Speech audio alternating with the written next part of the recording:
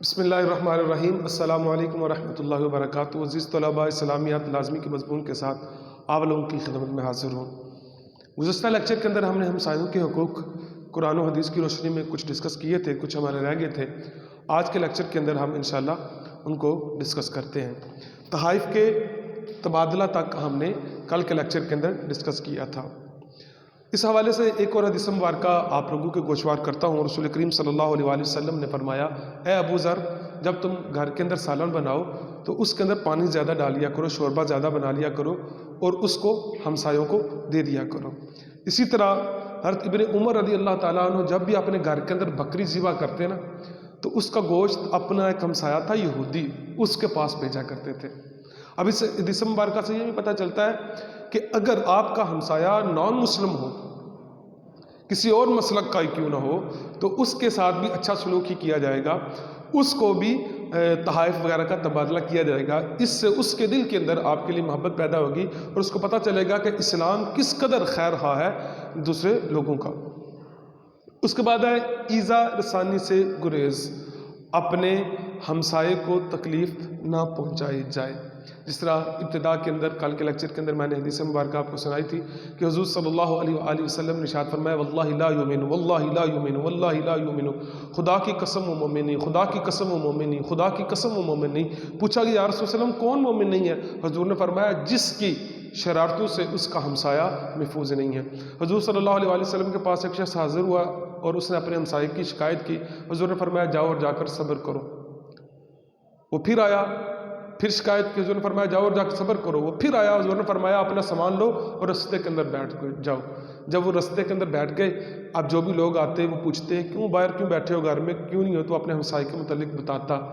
تو پھر کچھ عرصے کے بعد ہمسایہ خود آیا اور آ کر اس نے اس سے معذرت کی، معافی مانگی اور کہا اب اپنا سامان اٹھاؤ اور اپنے گھر میں لے جاؤ، اب تم کو ہماری طرف سے کوئی تکلیف وغیرہ نہیں آئے گی۔ اس کے بعد آ جاتا ہے مالی امداد۔ ہمسایہ اگر غریب ہو، مفلس ہو، لاچار ہو، دیکھیں سب سے زیادہ بندے کو اپنے ہمسایوں کا پتہ ہوتا ہے کہ یہ غریب ہے، یہ بھوکا ہے۔ حضور صلی اللہ علیہ وآلہ وسلم نے فرمایا، خدا کی قسم وہ مومن نہیں ہے جو خود تو پیٹ بھر کے کھانا کھائے لیکن اس کا ہمسایہ بھوکا سو جائے۔ ہمیں فکر نہیں ہوتی ہمسایوں کی، یقین مانے دل پسیجتا ہے۔ ایک جگہ پہ شادی تھی ایک محلے کے اندر اور دوسری طرف فوتگی تھی، جنازہ پڑا ہوا تھا۔ تو یہ میں نے خود آبزرو کیا کہ جب میں وہ فوتگی والے گھر سے ہو کے آیا تو میں نے دیکھا کہ لائٹیں جل رہی ہیں۔ میں نے پھر گھر میں گیا، میں جا کے بولا بھی میں نے کہ لائٹیں کم از کم آف کر دیجئے کہ جب تک جنازہ نہیں چلا جاتا۔ آپ کے گھر بے شک شادی ہے لیکن ہمسایوں کے حقوق ہے کہ کسی کے دکھ کے اندر، کسی کے غم کے اندر جو ہے وہ شریک ہوا جائے۔ کم از کم آپ کسی کی خوشی کے اندر شریک نہیں ہو سکتے تو کسی کے غم کے اندر تو ضرور شریک ہونا چاہیے۔ مالی امداد ضرور کرنی چاہیے۔ اس حوالے سے حضور صلی اللہ علیہ وآلہ وسلم کا فرمان ہے، حضرت عبداللہ بن عمر رضی اللہ تعالیٰ عنہ اس حدیث مبارکہ کے راوی ہیں کہ قیامت والے دن فقیر پڑوسی مالدار پڑوسی کے متعلق اللہ کے ہاں شکایت کرے گا اور کہے گا، مولا اس سے پوچھئے کہ اس نے اپنی عطا سے مجھے کچھ کیوں نہ دیا، یہ مالدار تھا، یہ مجھے دے سکتا تھا، اس نے ہمیشہ اپنا دروازہ میرے لیے بند کیوں رکھا۔ اب اللہ کے سامنے جب شکایت ہوگی، اللہ کے سامنے جب پوچھا جائے گا تو پھر بندہ کیا کرے گا؟ پڑوسی کی تکلیف پر صبر کرنا، اس کے اندر بھی آپ جو حدیث مبارکہ پہلے آپ کو سنائی ہے وہ دونوں کوٹ کر سکتے ہیں کہ خدا کی قسم وہ مومن نہیں ہے، خدا کی قسم وہ مومن نہیں ہے جس کی شرارتوں سے اس کا ہمسایہ محفوظ نہیں ہے۔